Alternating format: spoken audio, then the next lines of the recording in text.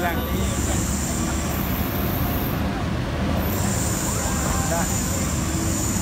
Ito, bago mo. Opo, sir. Bago mo ito. Oo nga po, mami. Oo. Okay, oh. Pag-repair ng Nel. Dapat to, madaan na madaan. Para... Sino Nel?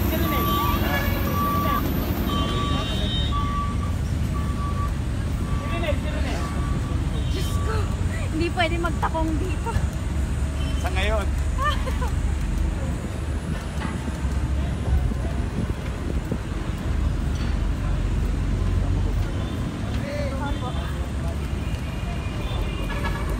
Tuloy-tuloy lang.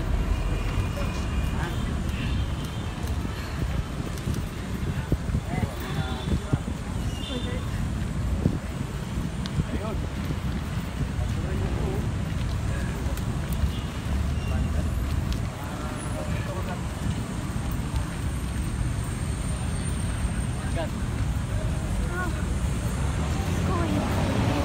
George, pa-text naman sa office, sabihin mo i-retweet ako. Ay, i-repost ako. Gracias. Mayor, good afternoon. Sir, pa-explain naman what you're doing here. Ano pong nangyayari? Continuous refurbishing and making it more what do you call this, more beautiful as a park. And ito sana naman sa mga kababayan natin, huwag na tayo magganito. Sayang naman. Sir, a few questions. Sir, vandalism is a big problem in Manila. How do you plan to solve it? Just arrest yan. But why would they arrest? Huwag po masyadong magsiksikan. Kung puro aresto kami, di ba mas maganda? Sana makisuyo na lang kami. Huwag nyo nang ibandal. Nakita nyo Quezon Bridge being repainted now. I mean, we're gonna do our job, making it more vibrant. Pero mas maganda siguro kung makakatulong namin ang taong bayan sa pusa. Yung pusang disiplina ba? Katulad ito, there's a value on it. Pagka dinipace natin, hindi naman ako nawawalan eh. Tayo Sir, so walang plano na i-increase yung penalties against vandals or alam mo, stricter implementation? kahit ako magawa ng maraming batas, kahit libo-libo pang batas, kung minsan, para bang, ano yung batas kung hindi naman sinusunod ang tao ng pusa. Kaya ang panawagan ko, kaya kailangan ko ng tulong ng bawat isa. Dahil, hindi naman to para sa akin eh. Para sa atin lahat ito. Simple. Ito naman mga prating gutom. May your order sa MPD, meron kayong utos sa MPD. Gawa niyo. Yeah. They have to implement our laws and ordinances. Sir, fraternities, any plans to convene? I think this is yung ibang mga fraternities naman mukhang okay. I know a lot. But ito yung mga prat na iba, prating gutom. Yeah. Sir, paano nyo mapapasunod yung mga tao dun sa panawagan yung huwag mag-vandalize? Nakikisuyo lang ako. Pero sir, is that enough yung makikisuyo ka lang? Sa umpisa. Sir, and then eventually... we'll apprehend you. Okay. Ano po ba yung parusa ngayon? Pwede ko naman may awan Diyos, baka mabisa yung laway nila, lawayan nila. Papaboran nyo, sir? Papaboran nyo? I don't want to put people in jail of these petty things. Wherein siguro mas maganda kung palinis nyo na lang? Malinis na lang nila. Mayor, worst case scenario, hindi makinig dun sa appeal mo like what happened in Divisoria? Ganun naman tayo. We'll implement the law. Ako gusto ko kasi parang as much as possible, usapang kalye muna. Tao, puso sa puso, real talk. Tapos after that, despite of effort of the city government to talk to everybody, we'll just implement what is there, written in the law. Yan lang, pero ito pinunta ko rito. Actually, napansin ko lang. O baka mahulog ka.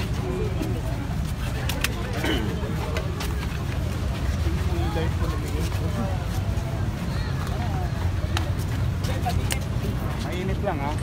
May Sir, anong ginagawa dito? Pinapa-asfalto? Yeah. Pa-explain, sir. to make it more vibrant, no?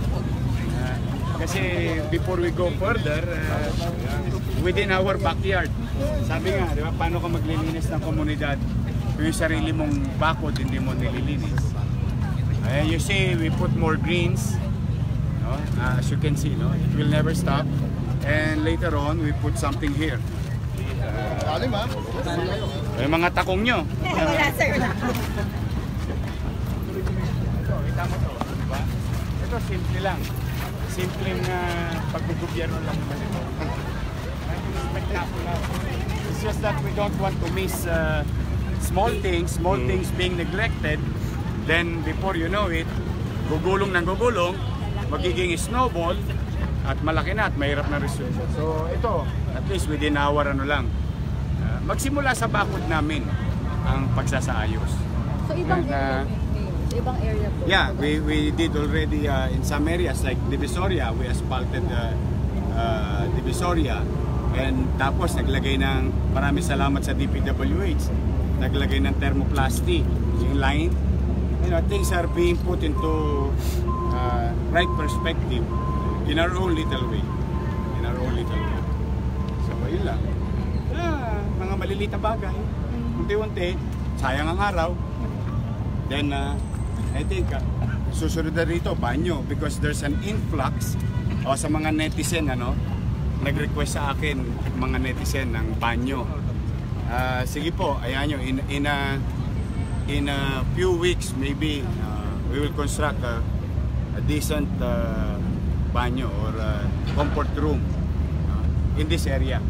Bakit, sir, dito sa area ko? There's so many people passing by the park. So we wanted to accommodate them and give them an outlet for number 1 and number 2. So na malinis. We are now doing the sketch and the engineering works, and hopefully in a few weeks may malinis na banyo na dito. Sir, yung pagpapatayo ng banyo na project, saan pa yung ibang target areas natin aside from here? As we progress. Mayor, bakit mahalaga tong maliliit na bagay? Sabi mo itong vandalism, itong ano? Yes, itong small things, ito yung mga ikinipit balikat ng mga tao sa gobyerno. Walang kwenta yan, maliit na bagay yan, so on and so forth. And before you know it, wala na. Problem so huge that you cannot even, para ka nang walang magalawan. So, kaya nga as much as possible, lagi akong nananawagan ng kusang pakikiisa ng mamamayan. Sapagkat hindi ko talaga kakayanin mag-isa. Kaya, ito naman, in our own little way, to show you that we are serious, ito tuloy-tuloy naman. Talaga, baka mapison kayo. Hindi naman. Sabi muna kayo. Okay. Kaya natin sila makapagtrabaho. Salamat sa inyo.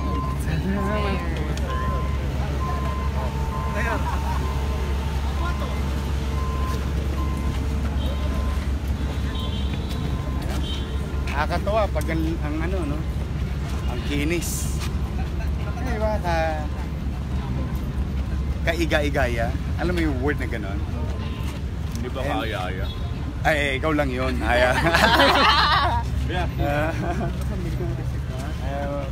May awa ang Diyos. Unti-unti.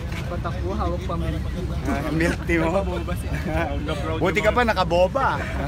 Lamang ka na sa amin. Ng Universidad de Manila. Tingnan mo, ang initial beneficiary nito, sa totoo lang, bukod sa taong bayan, yung estudyante papasok dito sa CCM.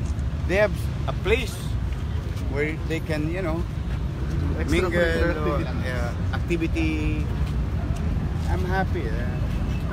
And thank you sa mga vloggers or mga photographers na you're promoting the place, and kita ninyo, pinopromote ninyo, the more kaming nag-iigi, the more kami nag-iisip, the more kayo nagpa-participate. For example, Mayor, Yorme, pwede ba yung banyo naman makisuyo? Or then because of a demand ng ating taong bayan, ng mga netizen, now we are planning already, technically speaking, with our engineering, to put up a very nice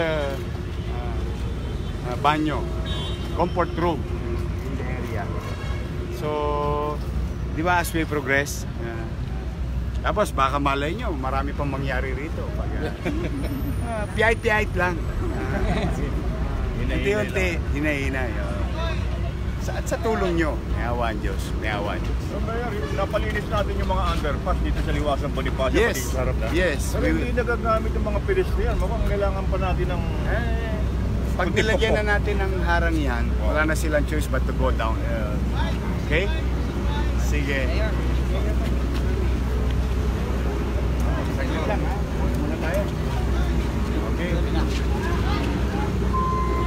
Mayor, sana pagkiyasa ng Quiapo, pabalik yung plaza nila.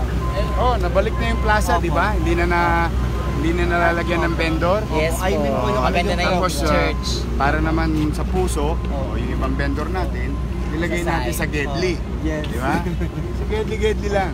Sana Good mabalik job, doon Mayor. yung mga programa. Pero yung plaza is for everybody. Mayor, similar topic palambing lang. Si Gazini Ganados daw po, ang pinili niya, Miss Universe Philippines, ang pinili niya na charity something is yung isang home for the aged dito sa Manila. Sir, nangingi lang yung team niya ng parang bate from you and yung good luck sa Miss Universe. Ganun lang sir. Anong pangalan niya? Gazini Ganados. Miss Universe Gazini. Philippines. Gassini. Yes, sir. Miss Gassini. Yes sir, wait lang sir. Okay, game sir. Hi, Miss Gassini. Congratulations. And good luck at the same time. Make us proud. At thank you nga pala in advance. Napili mong tulungan yung aming mga kababayan dito sa lungsod ng Maynila. I hope to see you soon. I'll be happy to receive you here in the city government of Manila. Again, may God bless you. Thank you sir. Okay, sabi mo na.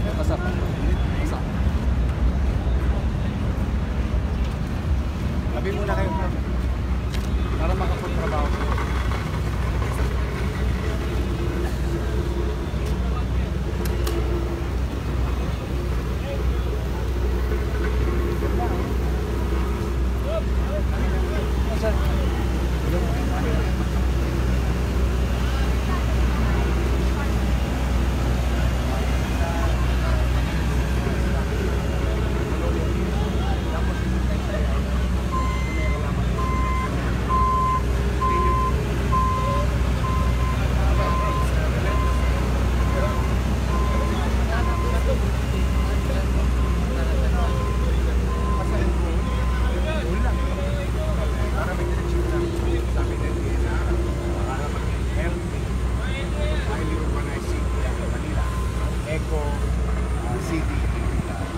Kailangan daw namin magtanim ng 1,600 hectares of green space.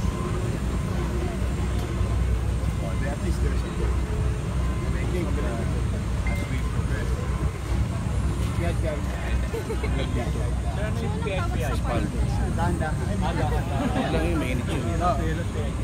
Ako ba hati-hati tayo? This is Sisa, that's Jacinto, this is Andres Bonifacio, and we're gonna name this soon. Wala pa siyang official. We're gonna name this soon. As long as meron pa kasi kami tataniman. Pabawasan namin yung may portion ng asfalto, pero mas maraming portion na may halaman. Pwede ba gulong-gulong sila? Oo, gulong-gulong sa damuhan. Sige, kaya natin sila magtrabaho. Ha?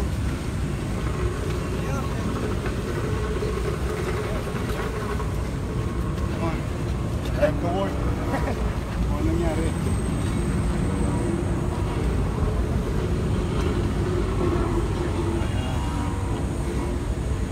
Okay, thank you ha. Ako lang. Sure. Thank you. Good luck sa inyo. Thank you, sir. For sure, fight. Yeah, more to come here. Talaga? Sabi mo salamat na appreciate nila yung ito. Yeah, that's why we will try to make it more. kabataan. May awa ang Diyos, may awa ang Diyos. Good job, sir.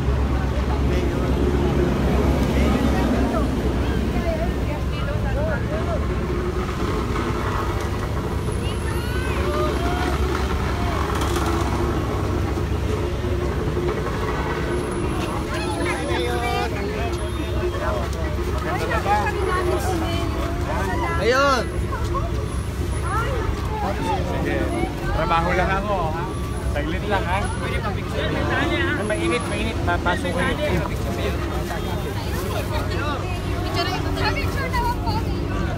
Mga ano ah. Thank you, Mayor. Let me do it. Let me do it. Okay, thank you. Mag-ingat kayo.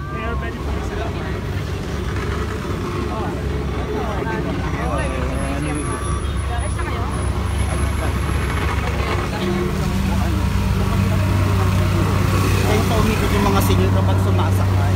Sana Ticketing area. We'll see. We'll see. Pagka one day at a time. closing remarks. Oh. Thank you po.